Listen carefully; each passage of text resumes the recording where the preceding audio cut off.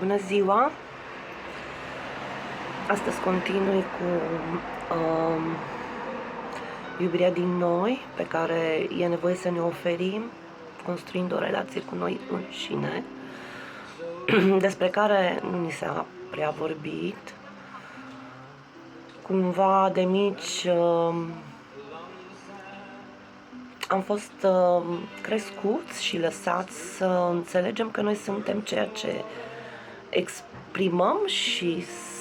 suntem la modul concret pentru ceilalți, cred că mai degrabă, în sensul că suntem, sau mai degrabă ne identificăm, am fost lăsați să ne identificăm cu ceea ce apărăm ca și corp în fața celorlalți, cu ceea ce gândim, cu ceea ce simțim și cu ceea ce facem. Categoric că noi suntem toate astea la un loc, cumva, doar că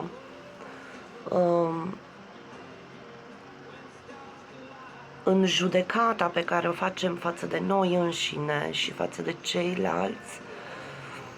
atașăm momente din corp, din existența corporală, momente din felul cum gândim sau exprimăm ceea ce gândim, din cum simțim, din ceea ce facem, ne atașăm cumva de ele și ele ne fac să credem că suntem ceea ce au văzut ceilalți în noi de multe ori și nu permit să construim, suntem așa pe un pilot automat și faptul că nu ne construim o relație cu noi înșine, adică să ne permitem să intrăm în rolul acelui observator, îl numesc unii, sau poate e Dumnezeu, cum îi zic alții, acelui observator care le vede pe toate astea la un loc și care, sigur, reglează lucrurile, dar nu permite să ne identificăm, să devenim doar una dintre sau doar momente din existența unuia dintre aceste componente. Am spus că mai spun vreo două vorbe despre relația cu corpul. Ieri am vorbit despre cum meditația poate fi o cale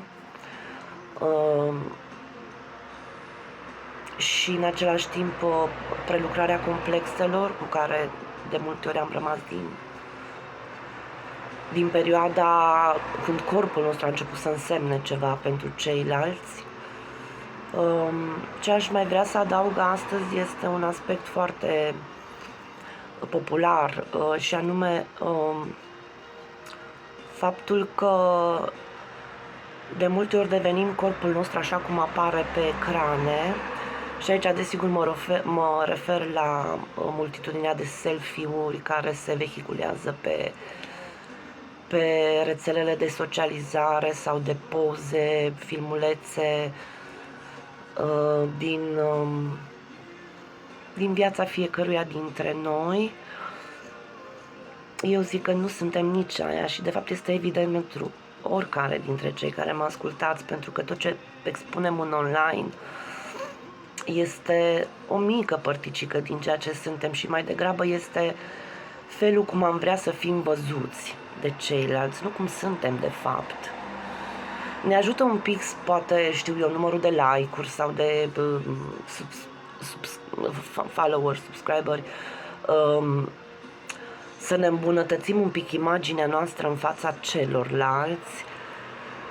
dar atunci când suntem în intimitate și în deplină relație cu noi înșine, ele contează atât de puțin.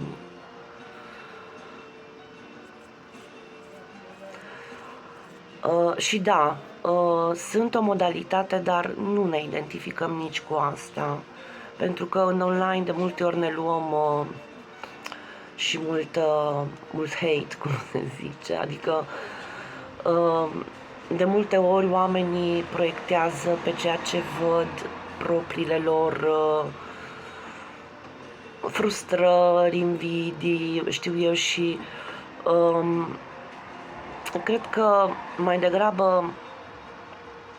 este o modalitate să exersezi respingerea sau perspectiva diferită asupra propriei imagini online, dar cred că este necesar, și aici mă adresez în primul rând celor foarte tineri care se expun în online, este necesar să ai o relație asumată cu tine însuți la acest nivel, în sensul că să fii pregătit să înfrunți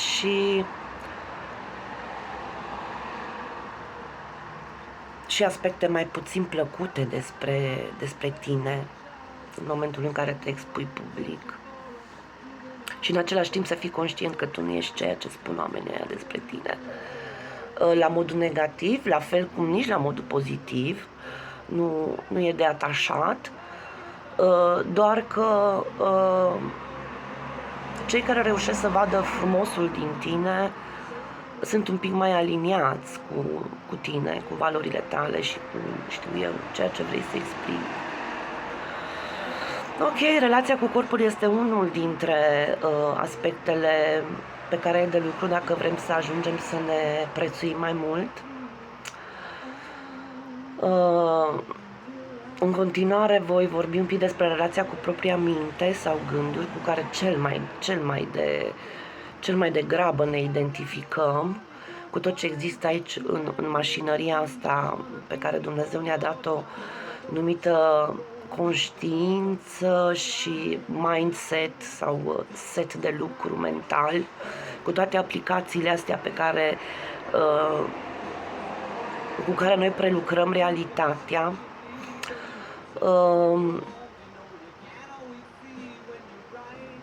Și da, există tendința de a ne identifica foarte mult cu ceea ce gândim, cu ceea ce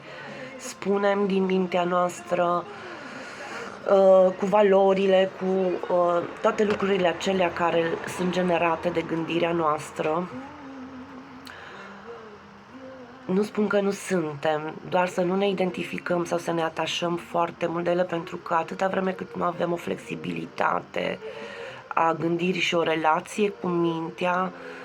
la modul că ea este un instrument al existenței noastre sau că este parte din felul cum procesăm realitatea, doar că nu devenim ceea ce generează, pentru că gândirea generează și multe lucruri random, știți foarte bine asta la întâmplare. Este foarte vehiculat termenul de overthinking, de supragândire, și tendința de a ne identifica cu ceea ce generează gândirea în momentele astea de analiză, un fel de analiză pe pilot automat care se desprinde încet de realitate și care ne dictează felul cum ne raportăm la noi înșine. Nu spun că nu poate fi util overthinking-ul, dar atâta vreme cât la capătul lui ajungem la a pune în acțiune anumite concluzii la care am ajuns în urma analizei. Și pe de altă parte, dacă observăm tendința asta la noi să supraanalizăm lucrurile și concluziile acestui proces să fie împotriva acceptării de sine, atunci clar că este un proces random care lucrează împotriva noastră cumva. O să vorbesc mai mult despre asta când o să încerc să abordez teme care țin de relația toxică cu noi înșine, ca depresie, anxietate și așa mai departe. Deci nu suntem mintea noastră, sigur este un instrument magic pe care îl avem, dar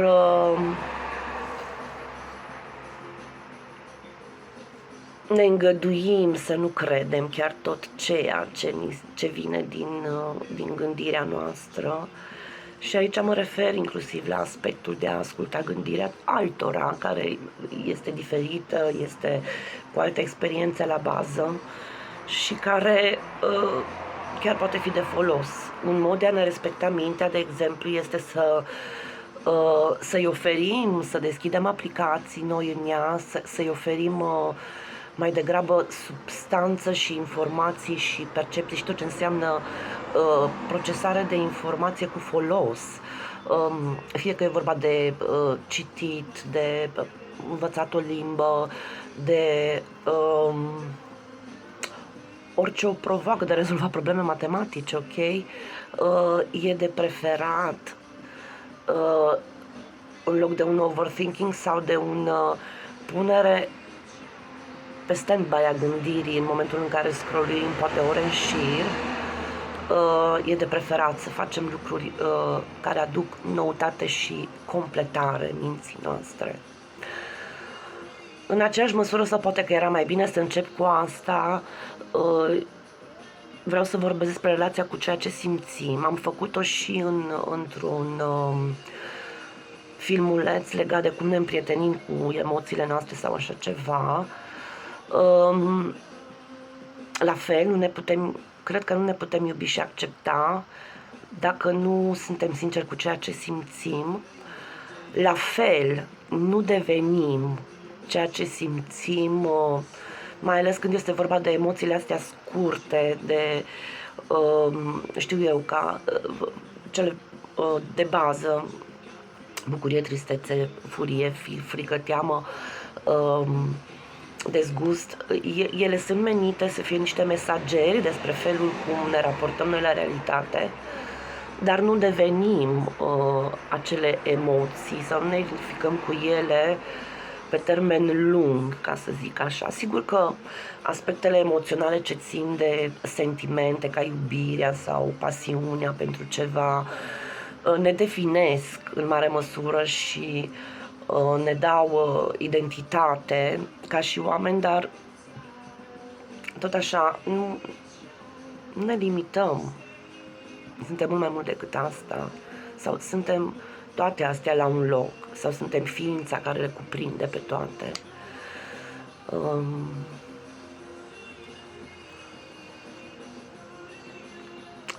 Pe partea de simțire, o formă de respect și de iubire este, cred că, relația dintre ceea ce simțim și ceea ce gândim. Nu de puține ori ni se spune, urmează-ți inima atunci când avem de ales între ce să fac, să mă duc pe partea mai rațională sau să ascult ceea ce simt. Categoric că sunt situații când este de urmat o cale rațională, mai ales când consecințele acea, când din fapte reale și concrete ne vin feedback-uri că nu suntem pe o cale care ne e de folos. Dar când dilema pe care o avem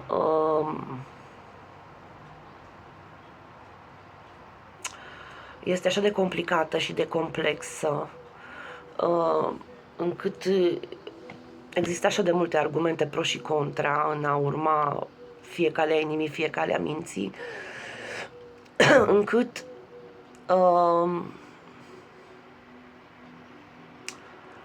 cred că mai degrabă aș sugera a porni pe calea sufletului. A porni nu înseamnă că nu-ți îngădui să revii sau să te răzgândești, dar aș porni pe calea sufletului pentru că și evoluționii sau și mai apropiat de material, emoțiile sunt cele care se regăsesc mai degrabă în corp și cumva sunt mai aproape de ceea ce de noi înșine, dacă vreți. Gândirea este ușor de prefabricat și de simulat și de ușor de drenat în partea aia în care spunem și gândim ceea ce ar vrea alții sau ca să primim validarea celorlalți. Pe când ceea ce simțim cu adevărat este mai apropiat de noi înșine De asta cumva aș recomanda calea sufletului, mai ales în momentul în care, evident, din partea rațională nu vin lucruri de ajutor, să zic. Și apoi ar mai fi relația cu ceea ce facem, ceea ce punem în concret cu acțiunile noastre. Categoric că ele sunt primele care vorbesc, cumva care transmit celorlalți ceea ce suntem, și de aceea suntem foarte sensibili la feedback-urile care vin dinspre ceilalți în ceea ce facem, pentru că dacă lumea mai pune la îndoială felul cum gândim sau neagă felul cum ne simțim, în ceea ce facem nu prea este loc de îndoială, pentru că ceea ce facem cumva este ceea ce gândim, simțim, pus în corpul nostru, în acțiuni și cu consecințe. De aceea relația cu ceea ce facem cumva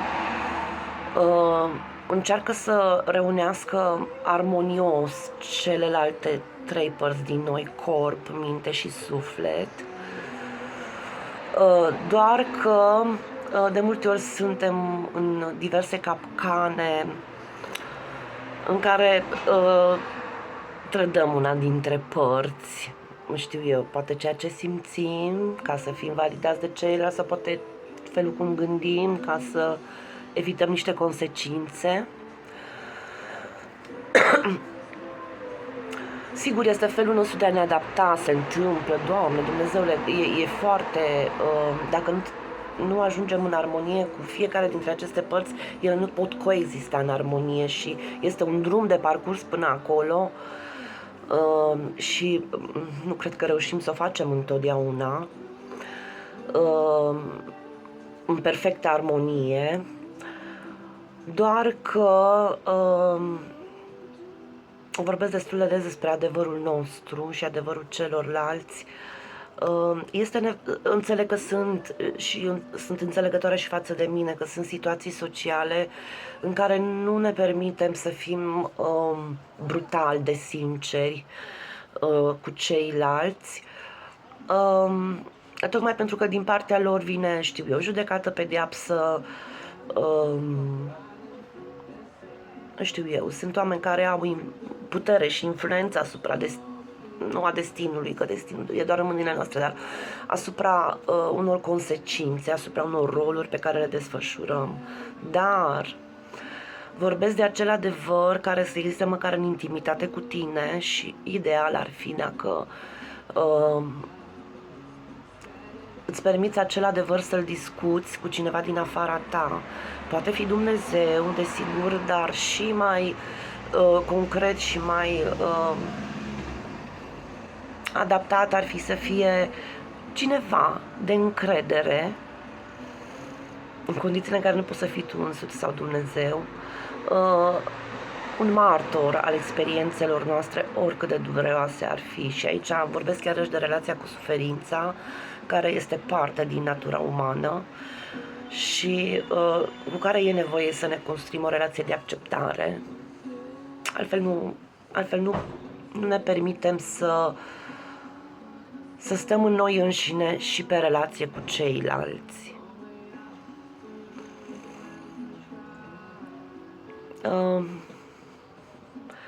Mă opresc aici. Mulțumesc celor care aveți răbdare să mă ascultați și îmi mulțumesc mie pentru curaj